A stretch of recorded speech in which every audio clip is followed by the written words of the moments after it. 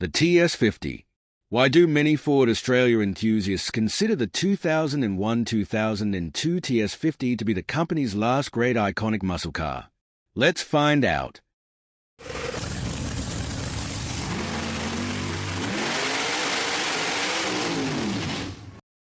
Not since the Ford's 1982 XE Fairmont Gear ESP had Ford Australia had such a brute car in their lineup as that of the T3 TS50. Sure, there were some fillers in the 20-year gap, such as the 1992 EB GT and the 1993 EDXR8 Sprint and the 1997 EL GT, but not many consider them to be authentic road race cars.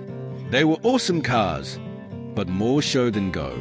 There was Ford Australia's greatly missed opportunity with the amazing 1990 EA GT 351 concept car, which would have dominated everything, but never made it to production.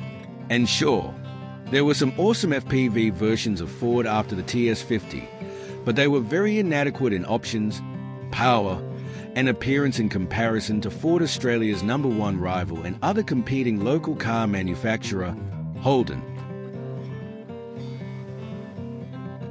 Let's look at what made the T3 TS50 so good. Let's start at the heart of the car, the engine. It had a hand-built 5.6-litre stroker version of the 5-litre Windsor block.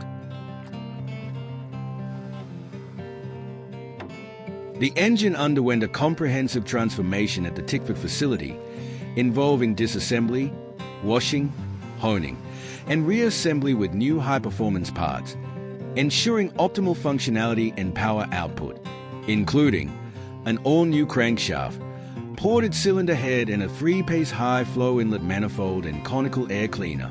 This resulted in power outputs upward of 250 kilowatts or 340 horsepower and 500 newton-meters of torque.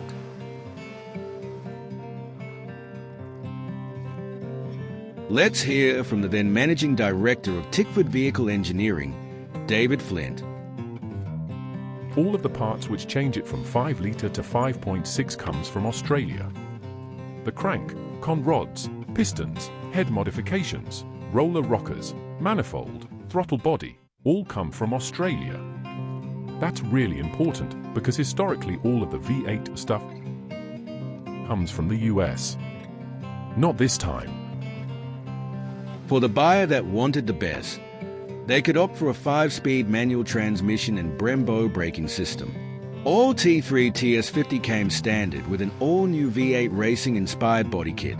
The body kit consisted of a deeper chin spoiler, chunkier side and rear fascia extensions, and a huge rear wing.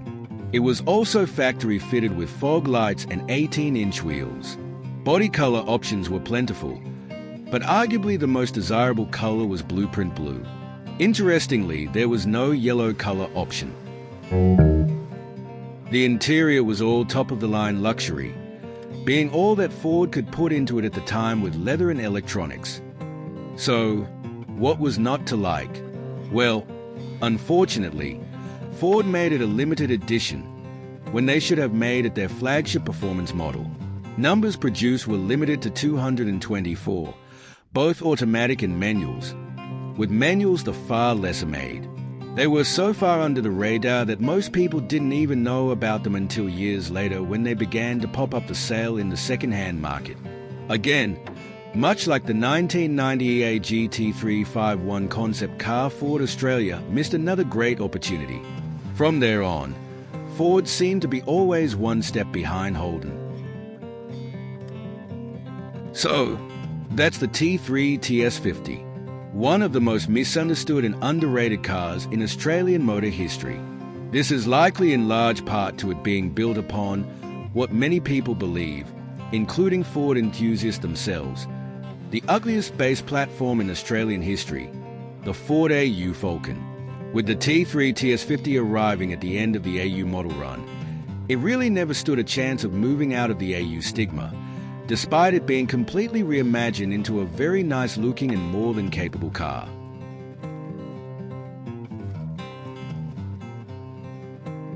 Let us know in the comments section if you have ever owned one of these cars, And don't forget to hit like and subscribe to be notified about upcoming clips with more interesting info.